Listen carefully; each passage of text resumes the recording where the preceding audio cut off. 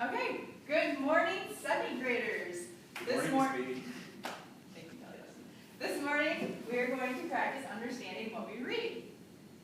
We are going to do this by working on using expressions while we are reading, or while we're reading out loud. Reading with expression helps us to understand the meaning of the text. So let's say we are reading a sentence and there's a question mark at the end of it. How would you say that question? Would you say, how are you doing today? Or would you say, how are you doing today? Notice how my voice kind of goes up at the end? Okay, that's kind of what we're doing today, working with that, reading with expression, okay? So first of all today, I'm going to read When a Dragon Moves In. Can you tell me what part of the cover this is? Is it the author's title? That's the title. That's the title. And then the author would be Jody Moore, and the illustrator is Howard McWilliam. Now, how do I read? Do I read bottom to up, top to down, right to left, left to right? You taught us last week that it's left to right. Left to right. So I'm going to read from this side to this side, and then come back, and move down to the next line, and move, keep moving. Okay? So when a dragon moves in, what do you think this book is going to be about? A dragon, and it looks like he moved into a sandcastle. Let's see. And notice how my expression in what I'm reading. When a Dragon Moves In, written by Jody Moore. If you build a perfect sandcastle, a dragon will move in. He'll settle in all cozy, and he'll peek at you from inside. And you'll wonder how you ever got so lucky. With a dragon in your castle, you'll have a built-in marshmallow toaster, your very own raft, and a kite that practically flies itself. Best of all, no beach bully would dare stomp your castle with a dragon inside. Of course, there are rules on the beach, so you'll have to hide the smoke from the lifeguard and erase the dragon footprints from the sand, or else you might get caught. Eventually, you'll want to share the great news with your family. There's a dragon in my castle, you'll call to your mom. She'll answer. Listen to him roar, you'll say. I hear the roar of the ocean, she'll reply. So what's the difference between these two speakers? What's the boy? Is he more excited about what he's saying? Notice there's an exclamation point there. He's more excited, and that's why there's an exclamation point, like he's yelling, listen to him roar! Yeah, versus his mom that's just like, oh, hear the roar of the ocean. She's distracted reading a book. Exactly. Good inferencing from what the illustration is. See this feather from my dragon's wing? You'll ask your dad. That's a nice seagull feather, he'll say. And do you know what feathers are good for? What's he doing in that, Jessica? He's tickling them. Yeah. Feel my dragon's sharp tooth, you'll shout. Those are just broken shells, your sister will say.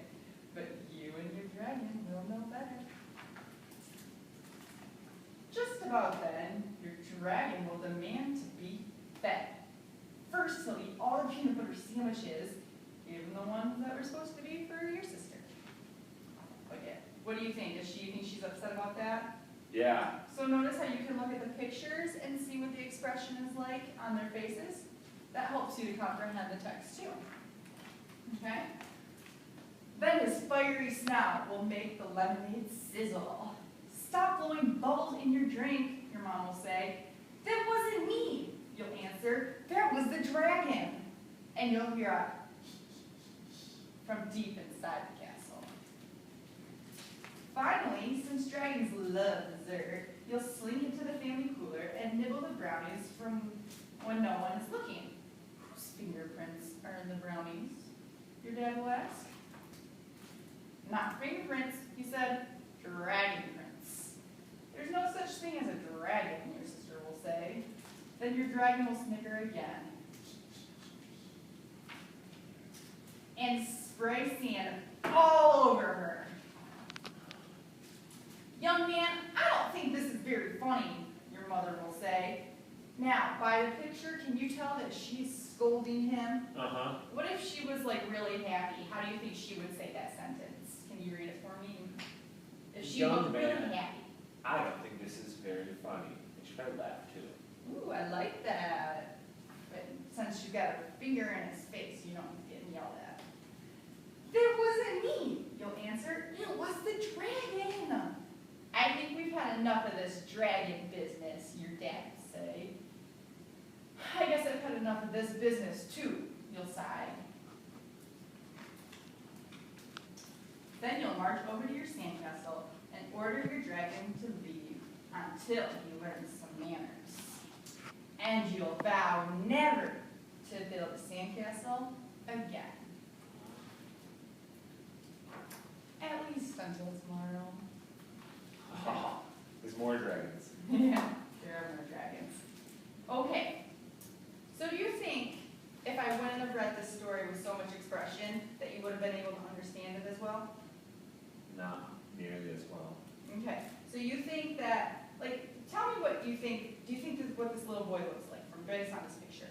He looks happy the dragon's in there. Right, so do you think if he talked, he would be like, oh, I'm really excited that there's this dragon in the castle? Or do you think he'd be like, oh my gosh, I'm so excited there's a dragon in my castle? He'd be so excited. I know, okay, so that's what we're going to practice today. We're going to practice reading comprehension and reading our stories that we took home last night to read with our parents. We're going to practice reading with expression so we can understand the story a little bit better and what the characters are feeling, okay?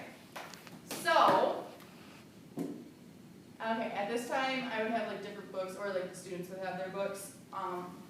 Like for ELL learners, I brought this big book that I found yesterday. It's called Margarita E. Margaret, and it's got the story in Spanish and in English. And so like an English, like native English speaking person could read this and then along with somebody maybe that speaks Spanish, or you can go on the children's digital library and find books in any language and kids can read it together. But that way they could read the story together and use the expression to understand what's going on better. Also, it would kind of show like an English speaker like the different punctuations in like Spanish, which would be kind of cool.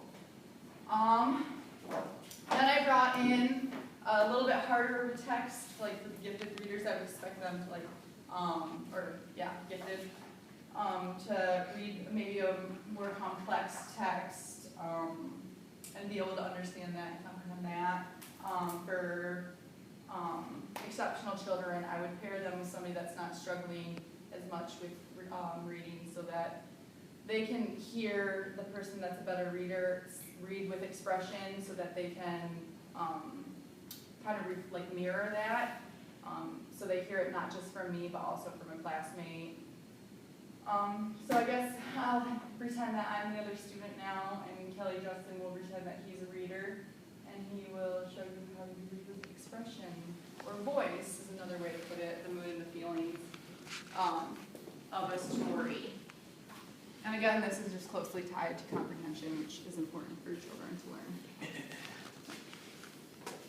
Alexander has been a terrible, horrible, no good, very bad day. You know, and I just want to point out that I think Kelly Justin's facial expressions are really important because those also point out like what his words are saying. Like he's not saying like this is a positive word. He's had like a disgusted look on his face, which students will notice that lots of times characters, the expressions on their faces in books will give them some hint into what's going on in the story. I went to sleep with gum in my mouth, and now it's in my hair. Now there's gum in my hair. And when I got out of bed this morning, I tripped on the skateboard, and by mistake, I dropped my sweater in the sink while the water was running. And I could tell it was going to be a terrible, horrible, no good, very bad day. At breakfast, Anthony found found a Corvette Stingray car kit in his breakfast cereal box, and Nick found a junior undercover agent code ring in his breakfast cereal box, but in my cereal box, all I found was breakfast cereal. I think I'll move to Australia. I'm not trying to put some really emphasize this one. So how I would read it, and this could be like a visual moment. I would go into carpool. Mrs. Gibson let Becky have the seat by the window. Audrey and Elliot got seats by the window too, and I was being scrunched. I said I was being smushed. I said, if I don't get a seat by the window, I'm going to be car sick. No one even answered. Notice how I added lots of expression to that, like he's really complaining.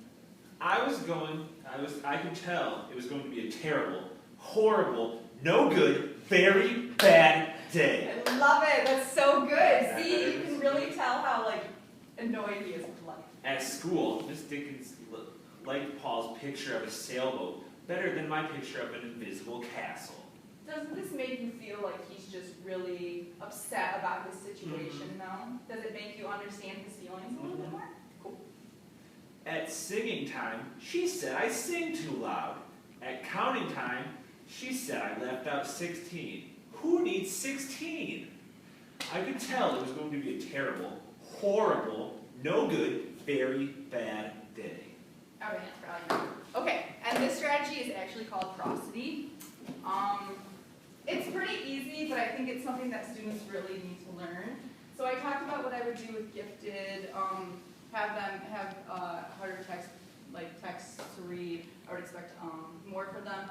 I could also even go on and challenge them with incorporating prosody into their writing. So incorporating voice into their writing and using punctuation that makes their writing more exciting, like the exclamation points or the question marks, or instead of just saying she said, you could say she exclaimed or she whispered, so the reader can tell what's the author's trying to convey through that written passage.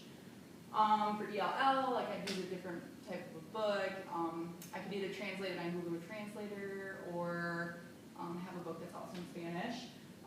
Exceptional children, I would pair them with somebody that's not a struggling reader. I would also probably pay closer attention to those students and what they're doing, just because I do think this is something important that students need to learn to comprehend, and I would want them to be able to do this. And that they can also, I'd let them know they can rely on the pictures a lot to tell what's going on. That gives them clues. Different learning styles, I would incorporate all of these. I would have the students get up and move, and come to the carpet to read the story. You're at 13. Okay. I would have them come to this carpet and read the story. What else do I have?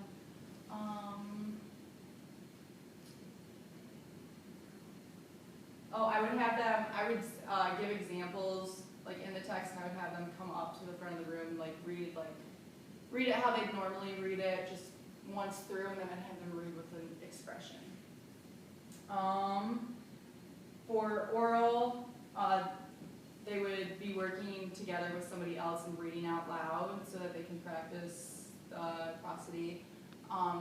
For oral, or the hearing, I would read the story out loud so they can hear it and hear the difference between in my voice and my expression. And then visual, they would be able to see the book. For the Common Core State Standards, this would be describe how words and phrases, example, regular beats, alliteration, rhymes, repeated lines, supply rhythm and meaning in the story, so basically prosody. And then I would basically just assess the children by walking around while they're doing their out loud reading with one another, and check to make sure that they are using prosody and expression, and if not, I would encourage it, or I'd give them an example, I would read a page and show them what to do and have them mimic and see how the difference of reading that they could understand. And so yeah, that's pretty much it. Thank you.